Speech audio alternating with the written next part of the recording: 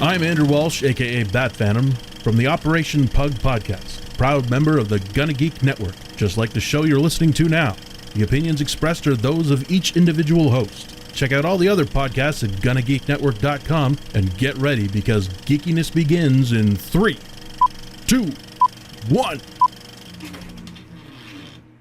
Let's get ready to rumble! On episode number 133 of Better Podcasting, we channel our inner librarian and discuss cataloging your content. In this week's Better Podcasting download, we hit the P trifecta with Podiant, Plex, and Podcast, Apple.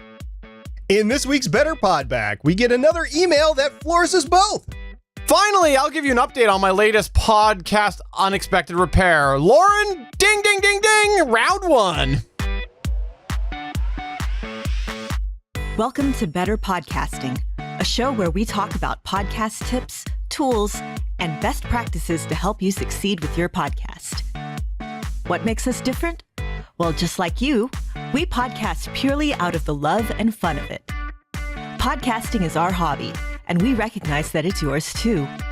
We always encourage your questions and feedback, and you can find all of our contact information at betterpodcasting.com. Here's your host for the show, Stephen John Drew and Stargate Pioneer.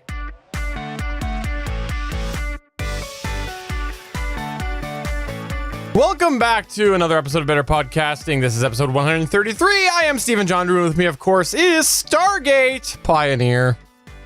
Fresh back from the Memorial Day vacation, a little sunburnt, just a little in different places that I didn't adequately cover up when it was 100 degrees at the lake this week. Wow, that's insanity. It was not 100 degrees here, but it was like 100 below. No, it wasn't actually.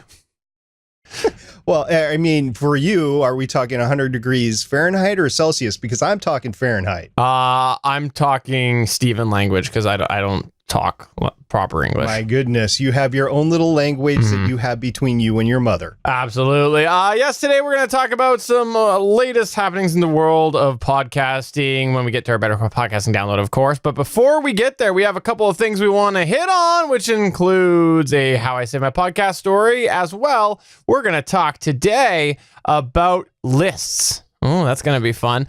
SP, this How I Saved My Podcast story, it's more of a how I could have saved my podcast story. And it sounds a little familiar, right? It is. I actually unearthed yet another post on Reddit about Zencastr. Yes, this post was titled A Zencastr Horror Story. And the post says, I run a new small podcast that features 5 people in remote locations with varying levels of computer experience. So when I heard about Zencastr, it seemed like the perfect solution to my problem. It syncs remote guests together, records them for you in Wave, no less, with a custom VoIP service that cancels out echoing, and it even has an integrated post-processing suite to even out your guest's volume and cut down on noise if you like. In theory, the disclaimer should read, because in practice, it was a nightmare. Everyone in our group has very stable connections, yet for some reason, someone or two would drop once or twice a session or randomly be unable to hear someone else and have to refresh. Annoying, but not a huge problem, until you realize that refreshing or rejoining creates a new track that isn't time-stamped appropriately. So if you try to post-processing it through Zencastr, it'll append the later clip of your guest to the beginning and just ruin the whole process. And you can run it in the background of another VoIP service if you like, but then you lose that echo cancellation. Well, that doesn't happen every session, right? Otherwise, the track should be in sync. Again, only in theory. There's no audio drift correction that I can detect, so trying to juggle 5 different tracks, each with their own degree of drift, is a nightmare, especially in a longer form podcast like the one we run. Even on the single episode that we did go without dropping someone, drift made its site's post-processing product completely unusable. But hey, at least the audio quality is good, right? Right? Somehow, even they messed this up because the recording I got from Zencastr has distortions, clicks, and drops that don't exist in the backup recordings that I had running through Audacity. This crops up infrequently, but in a narrative podcast, nothing ruins a moment like your voice dropping every other syllable. And with all of these problems together, maybe I'm just the edge case. Maybe I'm just unlucky. And if it works for you, I'm glad. But from my experience, I can't believe they're charging for this service when all it's done is mar the few episodes I was dumb enough to trust them with. Maybe it works better for shorter recordings with different people, but in my situation, it was nothing but a waste of money. Steven, this definitely sounds familiar, doesn't it? Yeah.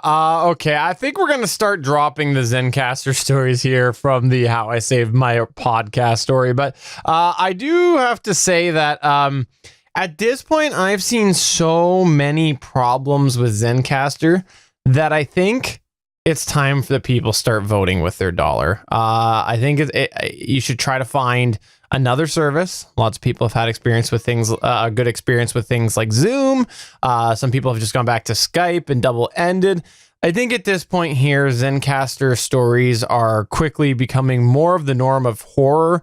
So I would encourage people to vote with their dollar if they're having any issues. That would be my encouragement. Of course, that's just my opinion.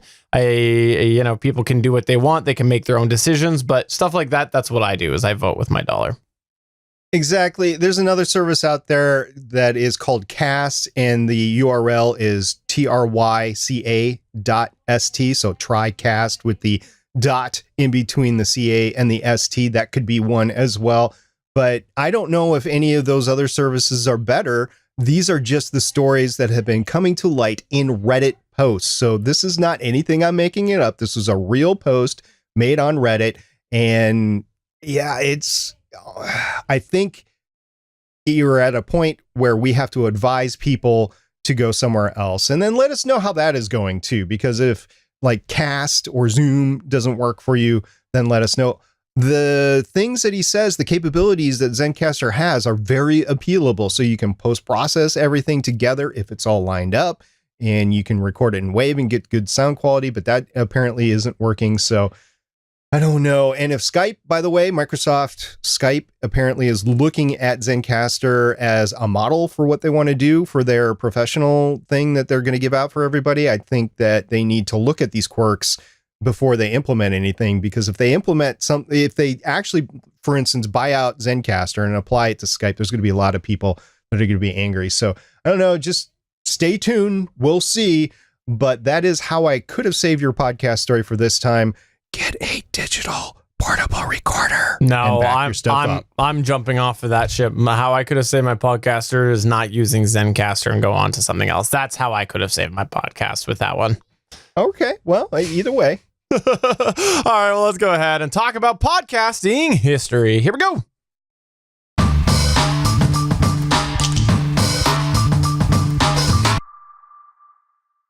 Let's be honest, you podcast, and you podcast a lot. Let's be even more honest. You probably don't even remember what you ate for dinner last night. I don't remember. It's mostly because I'm drunk every night after podcasting with SP, but it's a different story. All that Canadian beer, definitely. So if you are like Steven and you're blacking out every night, then how do you remember your podcast history? The answer is you might not. And actually, that's totally okay. And here's a little fun fact. We actually have a shared document that we update 2 to 3 times a year where we outline our count of the just different amounts of podcast episodes that we've done, just so we can keep track of our experience. And an even funnier fact, funnier, is that we have a document that we keep track of the history of this show, of Better Podcasting, of the different topics that we cover for each episode. So that brings us to today's topic, keeping track of your podcast history. Now, we're going to do some lessons that you might want to do if you're going to look into tracking your history, and why you may want to track your history and why you may not want to track your history.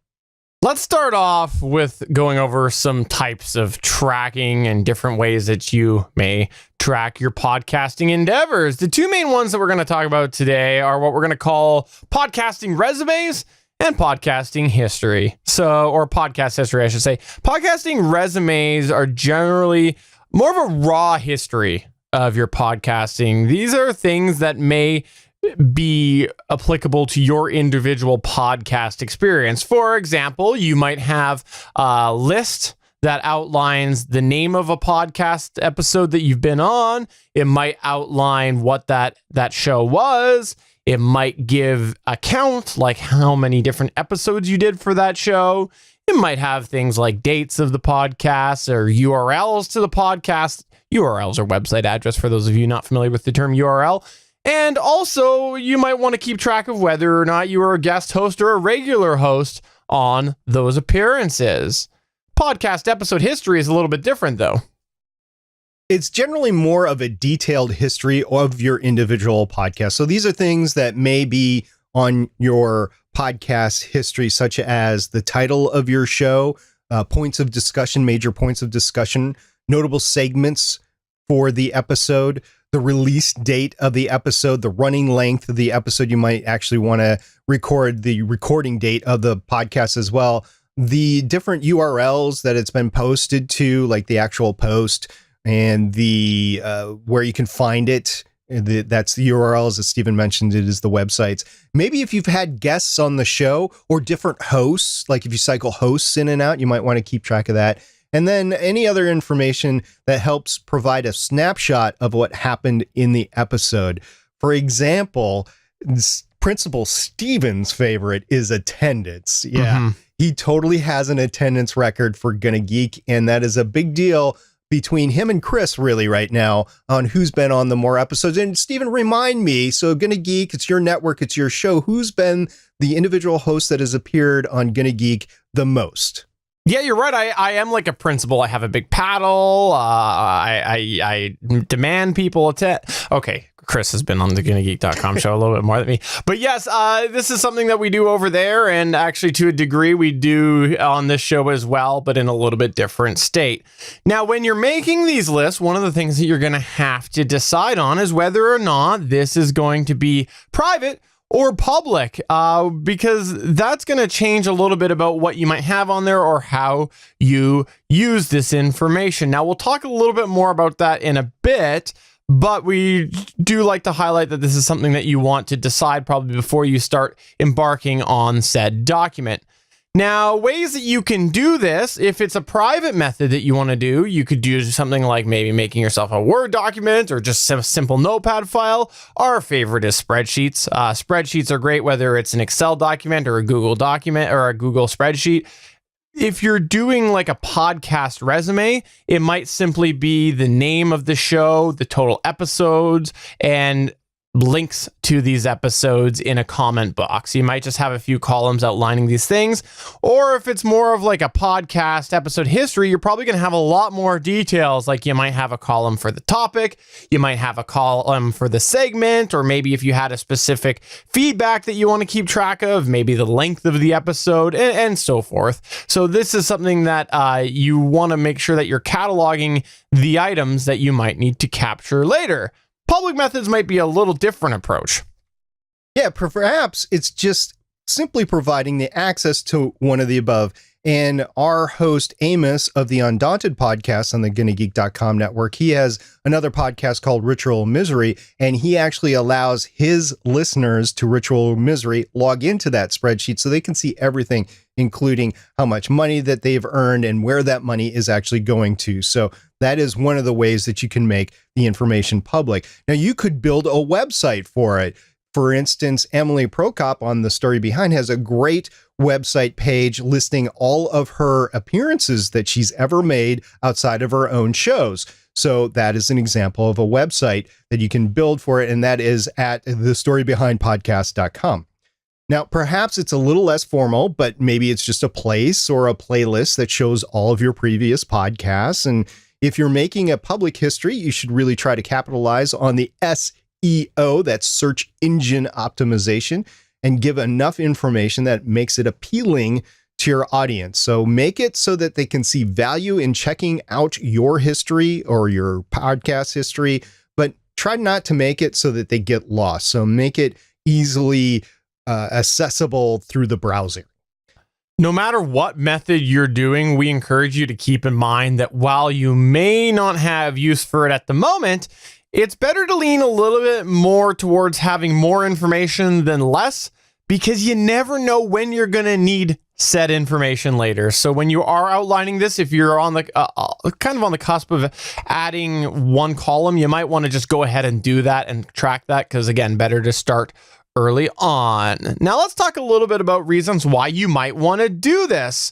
Well, now that you've determined a little bit about how you're going to do this, the first point of consideration is that you might want to later use that quick resource for your podcasting resume if you ever need. For example, let's say that you find yourself being interviewed on other podcasts. You might get asked about your podcasting history, and it's nice to have a quick reference to this information without having to manually do math in your head or panic and scrounge up the history on the fly.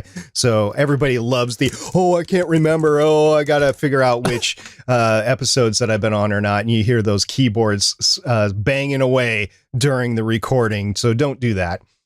And another way that you might get asked about this is might be helpful if you guest on a lot of different podcasts and you want to make sure that you're spreading yourself out evenly. Maybe you're guesting too much on one podcast, or maybe you want to have a quick way to see how many times you've guested on one particular show. If you guest on them again, you can say, hey, I've been with you. This is my 12th time or whatever. Or if you're on the podcast roundtable with Ray Ortega and you get to that 10th show, you get a t-shirt for being on the podcast roundtable. So Ray, that's for you there. You know, another related example on how you might use that as well is like, let's say that you were talking, you'd made a couple appearances on the podcast roundtable and you have a conversation and it brings up something that you talked about on Podcaster Roundtable. Well, wouldn't it be nice just to have this quick resource that you can quickly pull up and go, okay, it was episode blah, blah, blah that we talked about this. And then it's a lot easier to find that rather than madly trying to search for your name plus Podcaster Roundtable. So that's another way you might use that.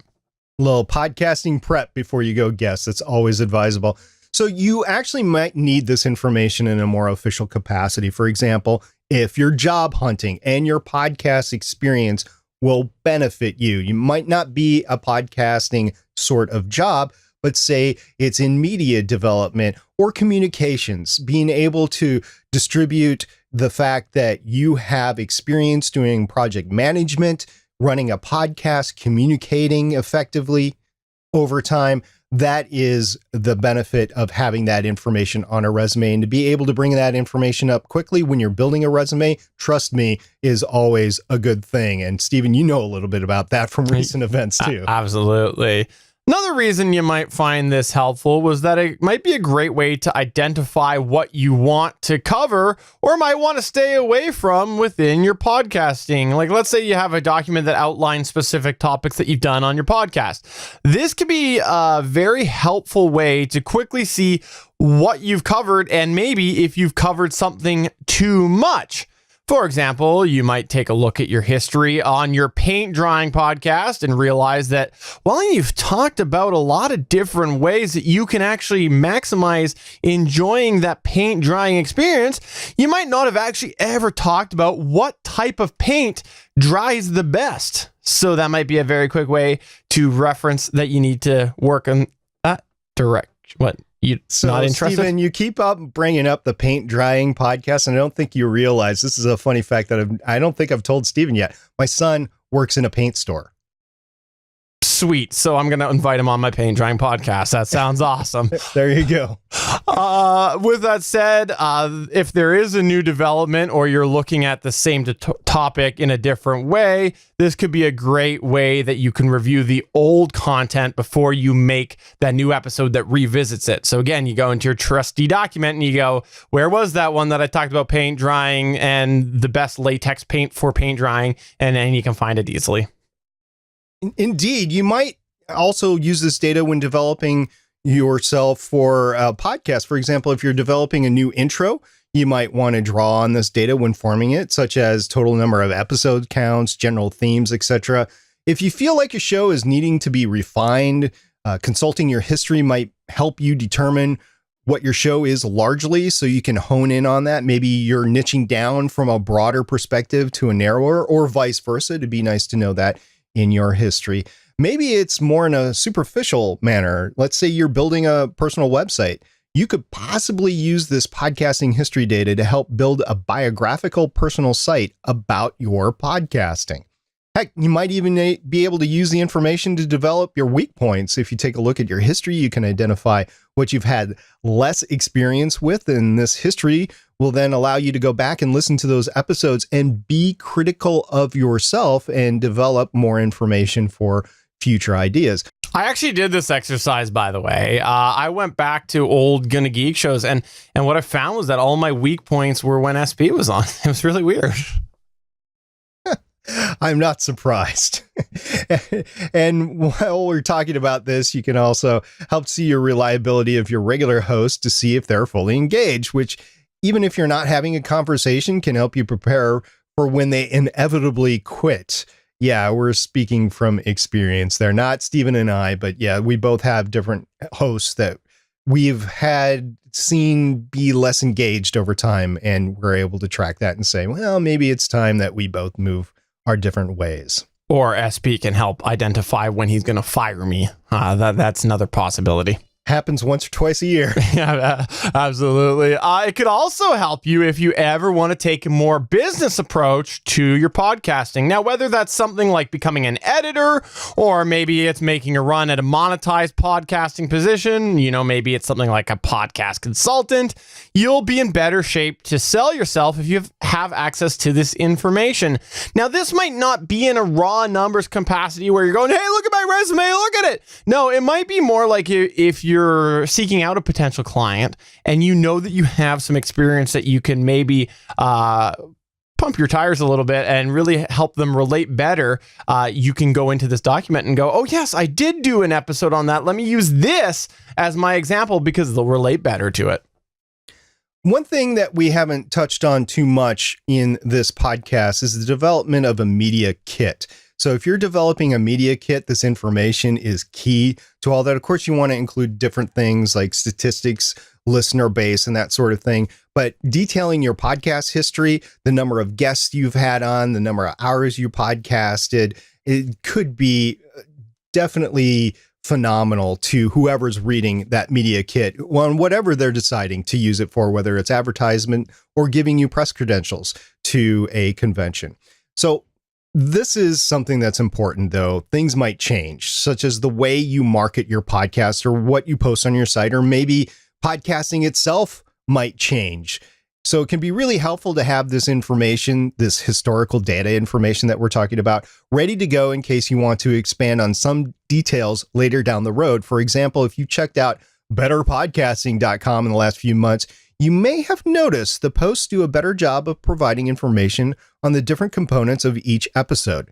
And it's a slow project, but Steven's also been working on pulling data from our history to expand the back posts as well. And speaking from experience, if you go back and change anything in your feed after 100 episodes, 150 episodes, it's a long project. It's not something that you're going to kick out in a day, especially if you have detailed notes on issues and topics like we do.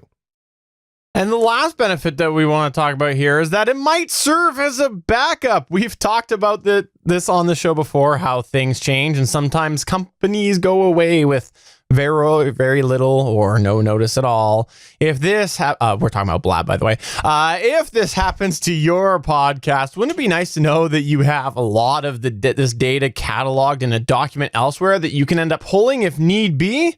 Now, yes, this sounds like a nightmare, but it's better to have it than not have it at all. You are never going to let me live down the Blab, are you? Sorry. Why are you blurring up Blab? It's such a sore part in our life. All right. So we're going to move on. We're going to talk about why you might not want to do this, or what you might want to stay away from while you are cataloging your historical content. So let's start with the obvious: time. Tracking takes time. Even if you're doing it every single time you post, this is still time that you're spending that you could be doing something else with. And let's face it, once you publish an episode, you want to move on to either recreation, starting the next week's show or promoting the episode that you just published. So time is at a premium, like right after you publish. So is this something you can even fit into your regular routine? We'll also caution you that batch cataloging can even more of a headache because of the curation of the batching that goes along with it. Absolutely. You also might not want some of this information public easily. Now, as soon as you make your list public, of course, there's a whole other can of worms that come with that. Remember how a little bit ago we mentioned that we don't always keep our documents up to date? Yeah, the reason why we keep those private is because it would look really bad if we had this list out there that was very, very, very out of date, and we might not necessarily want that reflecting us. Another reason that you might not want to actually go through with cataloging your history is you might not have value to it. So as a hobbyist, and if you're listening to this show, we cater to the hobby podcaster. As a hobbyist, you might not find that you have any use for this data. So why do it? Perhaps you also want to just go ahead and leave the past in the past. This is another possibility. If you go and you make a list easily accessible that shows all of your past experience, someone might go over there because they love you, right? We've talked about that before. Your listeners love you. You love you specifically, unless they're me, and unless you are me, and my listeners do not like me. But if you're anybody but me, your listeners like you, so they'll go onto this resume and they'll go, oh, let's listen to the first episode that Steven ever did. Wow, he swears a lot.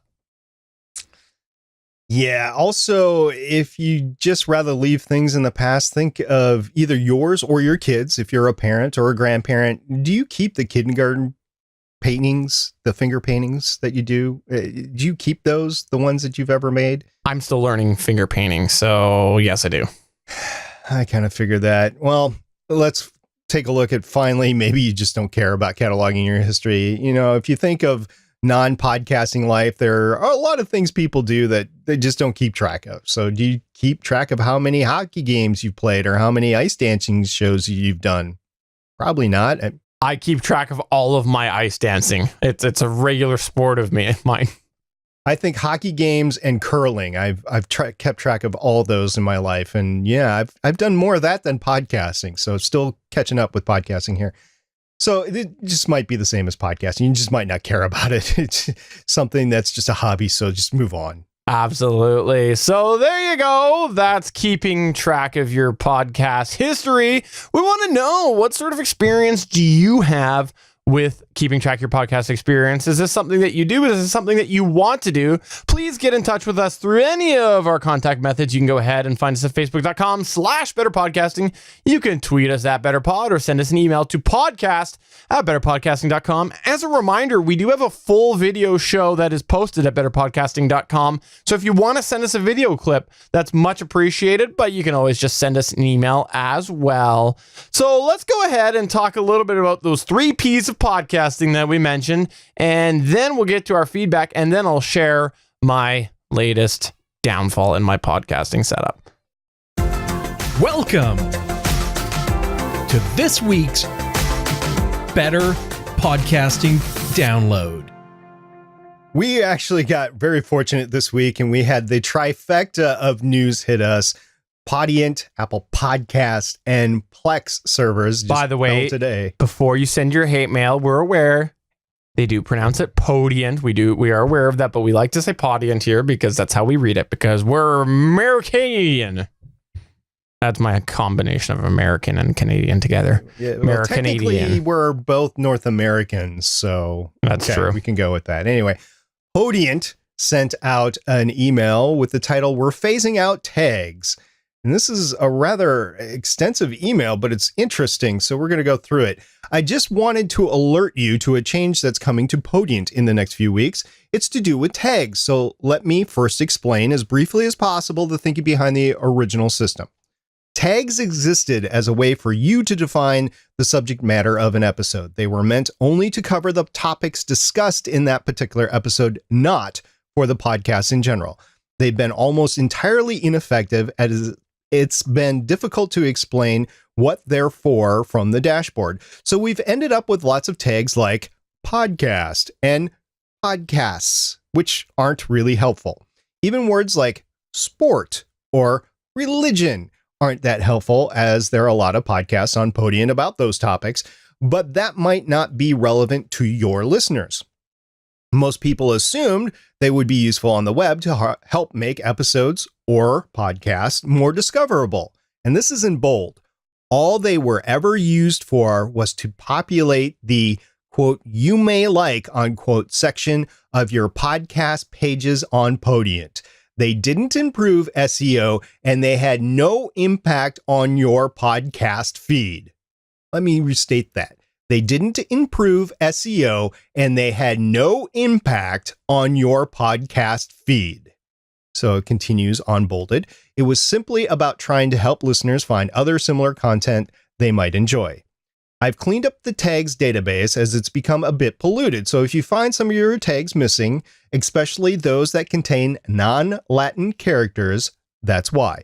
Don't spend too much time re-adding them, as we're going to be replacing the tagging system with something better very soon.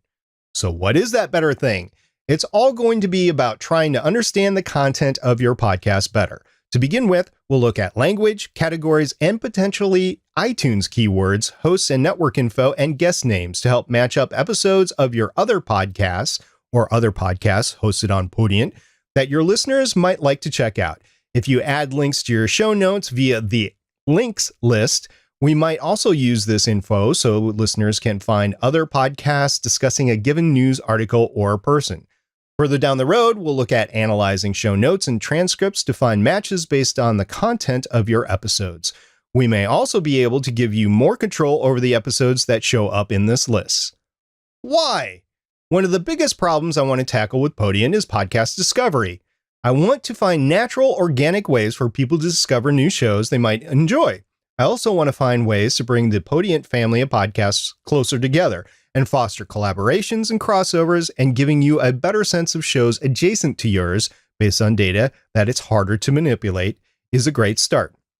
And speaking of bringing podcasters together, there are podcasters like you hanging out in our Slack room. So come join us if you haven't already. We've seen some great collaborations between shows as a result, so you never know what may come of it. That'll do it.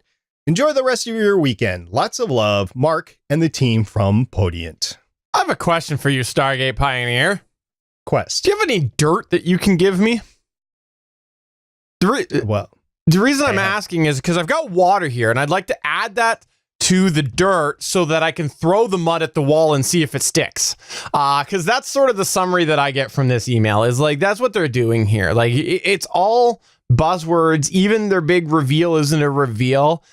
This is exactly what we saw with them before. This is why I can't right now recommend them. They just seem like they're scattered and fractured on what the direction of their company is.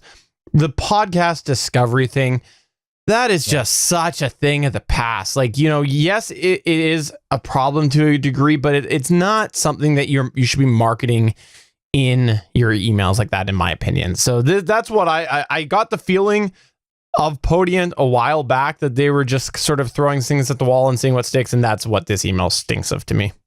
Let's talk about turnoffs. One of the big turnoffs I have with podcasting is the term discovery, because it's a big field out there. We found out from Apple last year, so it's been a year ago. They said there's 400,000 podcasts in Apple Podcasts or iTunes.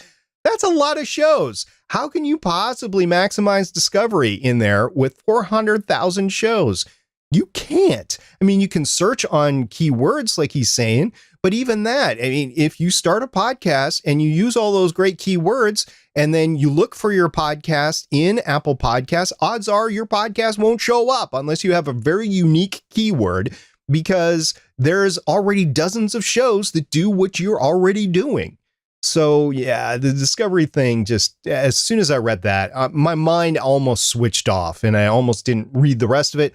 Cool thing is they do have their own Slack room. Mm-hmm. So if you want to check out Slack room, maybe you don't know what Slack is, or maybe you're an avid Slack user, you might want to check this out and see if Podium Slack is for you, because it's always great to talk to other podcasters. Absolutely. Moving on to our next we're recording this today on Wednesday, May 30th. You can always watch us live on Wednesdays, assuming that we do record things in time and in the proper order and not pre-recorded. You can find us Wednesdays at 8 p.m. Eastern at geeks.live. This came out yesterday in an email from Podcast, Apple. Okay, so that's our P joke there. But it was from Apple Podcasts. And there was a bit of information in this podcast email that comes out. Apple's been doing this occasionally here and there, been emailing some things out.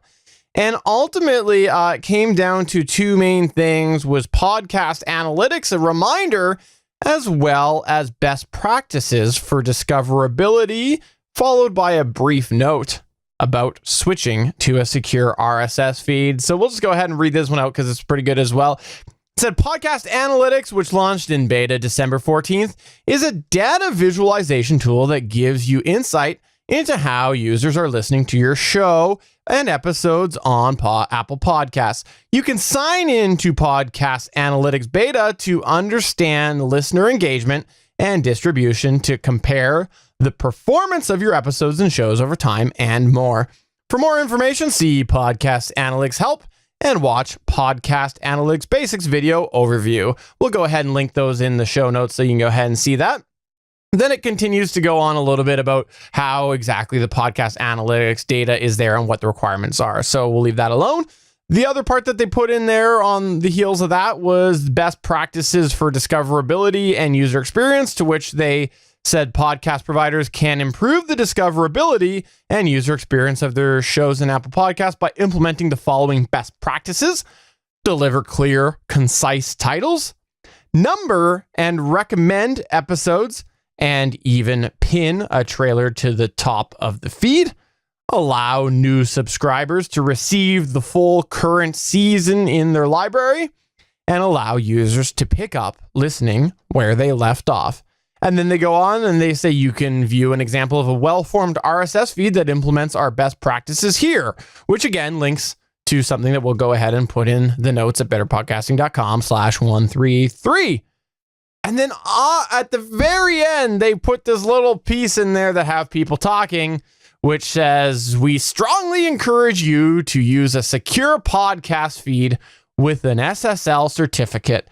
In the future, a secure feed will be required in order to access podcast analytics and submit podcasts in Podcast Connect.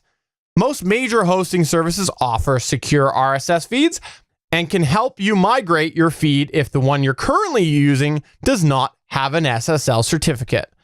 So it's very interesting because they are now pushing the SSL, which if you're not familiar with that, you know how sometimes you type in http://www.betterpodcasting.com and then you see that redirects to HTTPS and it's got the little padlock.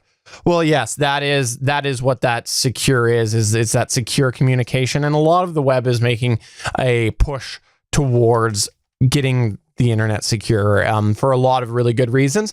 Now, Apple is getting on board with this. Now, why this is interesting is because only a couple of years ago, Apple was notorious for having problems with certain HTTPS, certain SSL RSS feeds.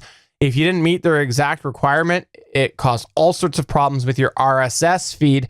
And one of the easiest ways to do this, if you have a web host, is to use what's called Let's Encrypt, which is a free encryption service that is found in all sorts of cPanels on all sorts of web hosts.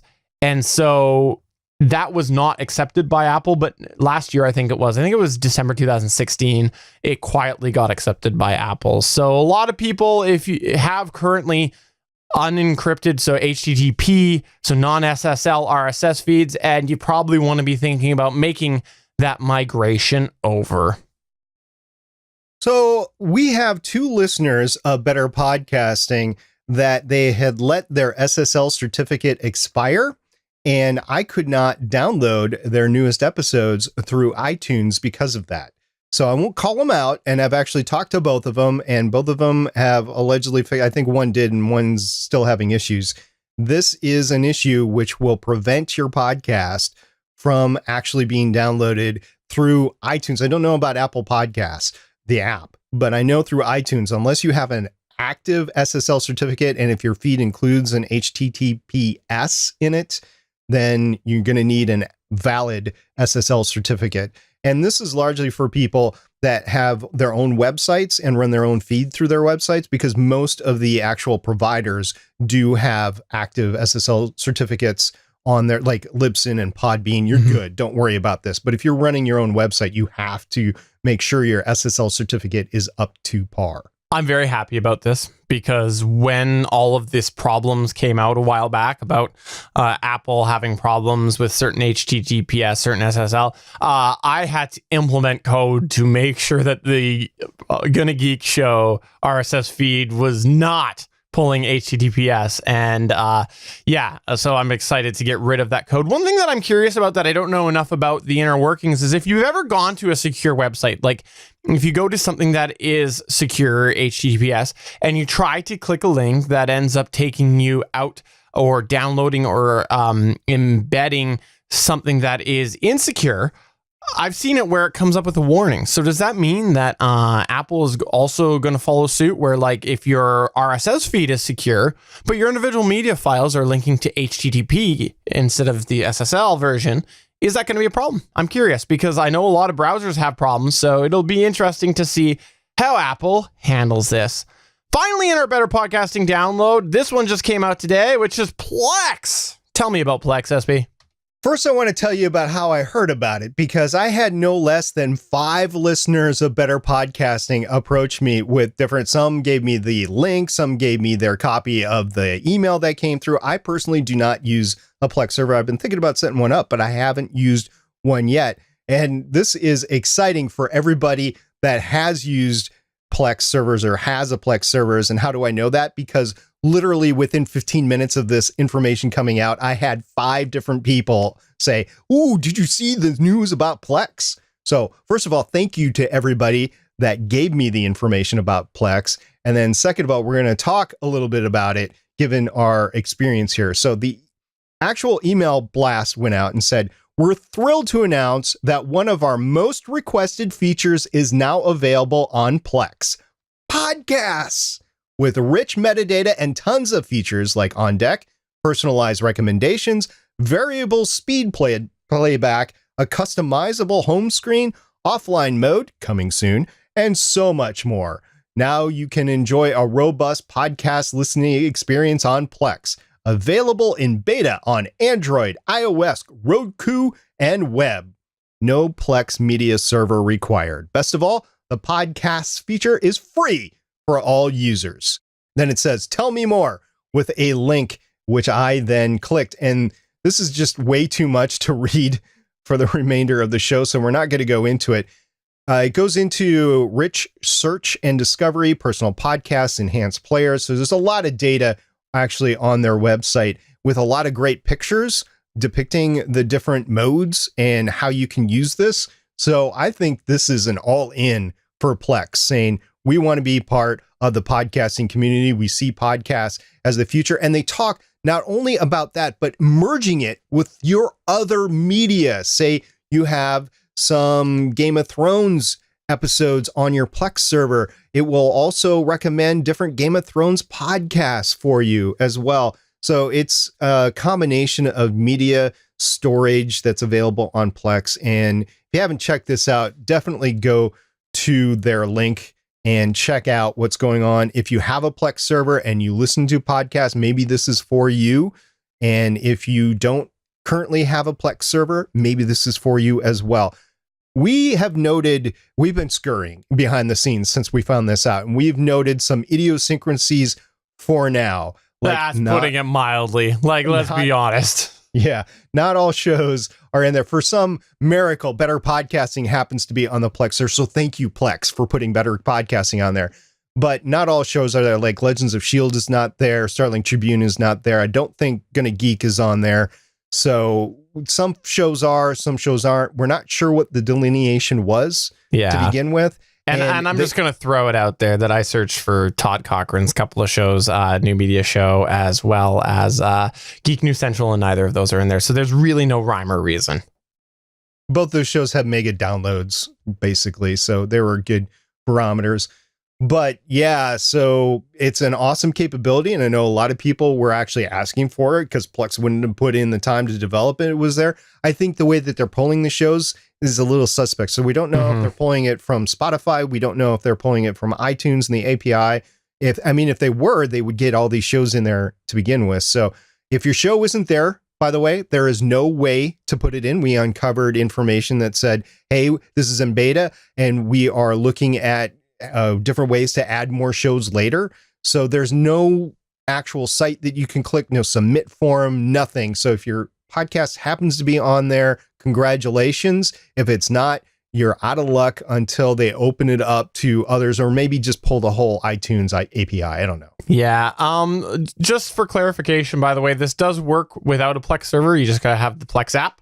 So you can see that there. I've barely had a chance to experiment with it. I like the interface, but I will say that this is just like the Google search feature of Android, not the Google Music podcast thing, the Google search version where it streams. So there's no offline capability yet within Plex. So that is something you need to be aware of, because the last thing you want to do is burn through your data. They do say they're working on that for a future version. I like the interface, but it leaves a lot to be desired. Like show information, episode information isn't fully working in some places. And again, that directory. So we'll see how this works. I guess if it's in beta, it will only go up from here. Maybe. I don't know. Yeah, well, so we'll see. So that was the interesting trifecta of P's for the podcasting download this week. Podient, Apple Podcasts, and Plex. And we're looking forward to another trifecta next week. Partially delivered by SP. Ha ha!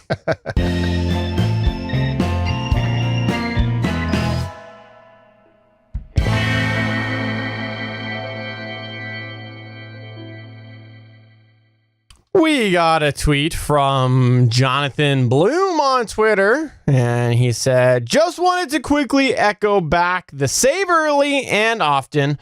I once relied on Adobe Audition's autosave functionality. Needless to say, I lost at least 1 to 2 hours of work. Sent me back an already tight deadline.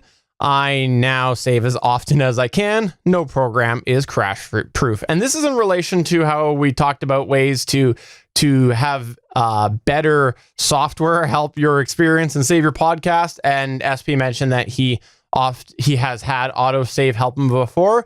I've also had autosave help me before. I've also had autosave not help me and just not been there, or been a very old version, older than the version that I actually had saved. So absolutely save often. Control S, my friend. Control S, your best friend.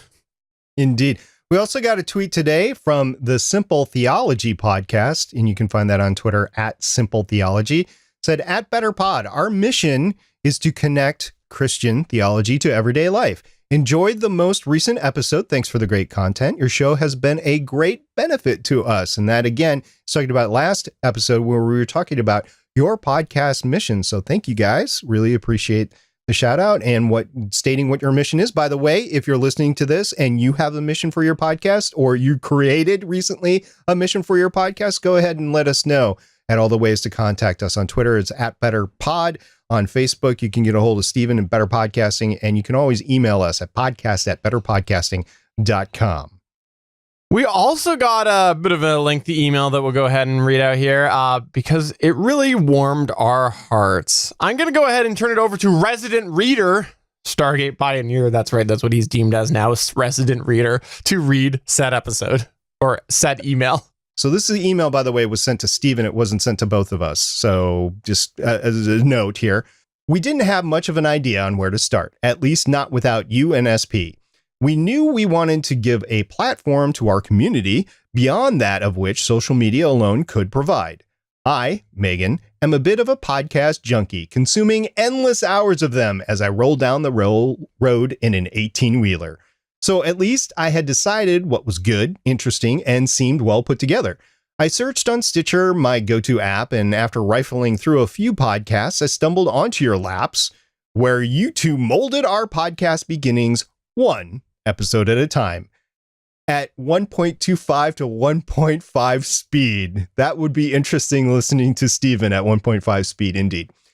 This, by the way, makes you, Steven, see even more high energy than SP gives you credit for, giving as much entertainment as knowledge. I roped in my co-host, Marlene, ordered 2 Audio-Technica AT2005s, a Zoom H6, and a couple other things, and away we went. Lined up our Let's Grow Lake County name on everything I could think of. URL, Libsyn, social media, Patreon, etc. 2 recording sessions, a day and a half of editing, learning Audacity and Libsyn, still feeling like I don't know enough about either. We have our intro and first full episodes, and we are on Stitcher. I can't begin to tell you how much you've helped. I power listened up to episode 23, skipped ahead to the most recent just in case I was missing out in a contest, and then went back to filling my ears and brain, skipping around now until I get them all. According to Libsyn, we currently have had 46 downloads, and that's just in 3 days. It's so exciting and fun. We hope to become a source for news in our little corner of Northern Michigan with interviews, a community calendar, and a little commentary for local festivals and events. We are underserved by traditional media and hope that podcasting will help our county and our communities grow. Thank you again for all you're doing. Your hobby has become our volunteer work serving our local area. You guys are awesome. And you can check them out at letsgrowlakecounty.com. Indeed. So I went ahead and I listened to their podcast. And ladies, this is exactly the podcast that I eventually want to do for my lake home as well. I've been thinking about this idea for a couple of years, and my hat is off to you because I love what you're doing. I love the way that you're doing it. You're talking about the community involvement, the volunteer work, as well as just what's going on in your area. And it's a great way to get news out from your area. Now, I think what you'll find is that people will start listening from all over the world about your little corner of the world. Maybe people that have moved away, or maybe people that have vacation homes there, or maybe people that just like the lake, the Northern Lake life. So you ladies rock, and thank you very much. And this email, by the way, definitely floored both of us. I mean, when I read it, I was like, oh, wow, that is great that we helped you do this. This is honest. And hats are on you guys. Hats are off for you guys. You guys did the hard work. You guys made this happen. Congratulations. And I'm not going to claim any responsibility whatsoever. Yeah, I got to say, this email was really awesome, really neat. It really warmed our hearts. And thank you so much for sending it. We really appreciate you reaching out. Also, just for those of you who, because apparently listening to me on 1.5 times is a thing, Emily Prokop in our chat says that she listens to me at 1.5 times instead of workout music. So for all of you listening to me at 1.5 times, I gotta say, this email really warmed our hearts. It made me very happy. And I think that this was a real highlight in our week. Have fun pitch correcting that. But seriously, thanks. And we said it before, we do this as a hobby, and these sort of emails are really, they keep us going. And one of the reasons we like to share emails on here is because we find them so amazing. They're so rewarding to us. And we like to bring this up so that if you are listening to a podcast that you like, hopefully it encourages you to send them an email. I've made the plea before to send Gonna Geek Network members an email. I'm making the plea now for you to send this week. Just pick one podcast that you listen to that you like and let them know how much you like it. So that's my plea. Indeed, I do that every week. So let's go ahead and talk briefly about my latest podcast disaster. Okay, maybe it wasn't really a disaster.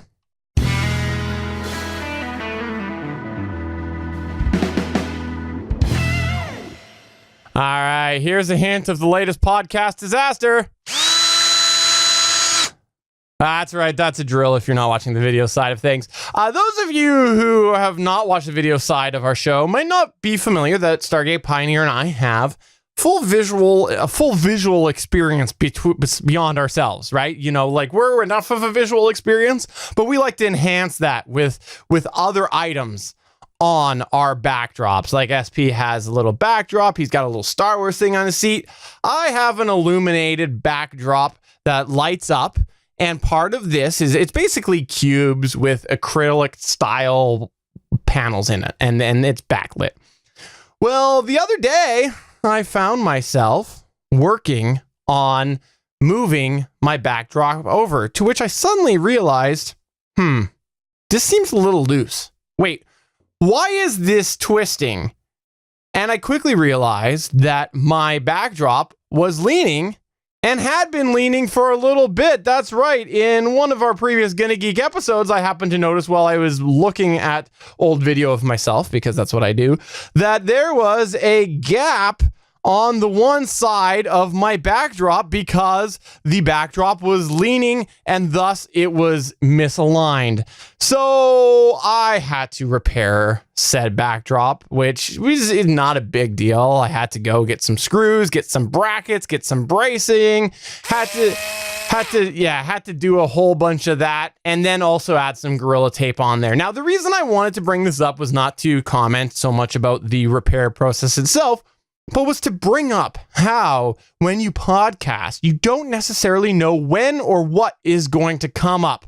This backdrop's been great for me. It's on wheels. I push it off, a couple times a week, bring it back. I had no sign that it was about to essentially go on me, and then it just happened. So it's a good example on how an unexpected repair came my way. It also is a good reminder that I've had it for a while, and maybe I should think about whether I want to have it for a while longer. And I think we've talked about it recently. If we haven't, I've had to buy a new podcasting laptop, and I had a whole fun dealing with the new M.2 drives in creating a new SSD boot drive on it. So that came out of nowhere as well. The laptop was about 3 years old. And for me, that is understandable in podcasting. If you're actually using the equipment in 3 years for computer components, I think we talked about it before in the podcast budget stuff way back in the early parts of the show. That's about the time. So did I want to spend money on a new laptop? No. But did I expect it eventually? Yes. So that's just thoughts as you go forward to keep that reserve money in your accounts for something to happen someday, or just be prepared to downgrade your capability until you can actually replace it, one of the two. So indeed, things like that happened. Now, before we wrap up this show, congratulations are in order, right, SB? Indeed. So I want to say congratulations. Now, not on Facebook, so actually Stephen had to forward the information to me, but somebody posted on Facebook that Dave Jackson from the School of Podcasting and the Power of Podcasting Network, he has been selected for the Academy of Podcasters Hall of Fame. And I got to say, this is probably about 2 or 3 years too late. I think you should have been earlier, sir. This is a great honor. And you have been in the podcasting space since 2005. This was a long time coming. Congratulations on making the Academy of Podcasters Hall of Fame, which I believe the induction will be at Podcast Movement in 2018, which Emily is actually speaking at. So you can catch Emily speaking and Dave's induction at the Academy of Podcasters Hall of Fame at Podcast Movement in Philadelphia this year. Congratulations, Dave. Like SB said, definitely overdue. As we mentioned earlier in the show, we do stream this live on Wednesdays at 8 o'clock p.m. Eastern Time, 5 o'clock p.m. Pacific at www.geeks.live. Thanks to everybody who came by the live chat today. We had quite an eventful conversation, including Johnny Pennington, who sent us an email that said that he noticed that SP and I were the dark navy blue twins.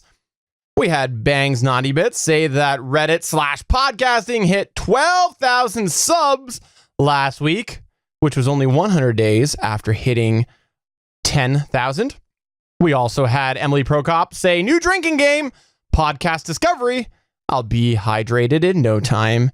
And or drunk. Or drunk, that too. And Seth summarized the episode nicely by saying, when my website is insecure, I just give it a good pep talk and say, you can do it. So there you go. You can do it. Indeed. Thank you very much, everybody, for joining us in the live chat. So for episode number 133 of Better Podcasting, I'm Stephen John Drew. I've got my drill. If I had my sledgehammer, I might have had a new backdrop. I'm SP, reminding you to wear sunscreen when you're out in the sun this summer. See ya.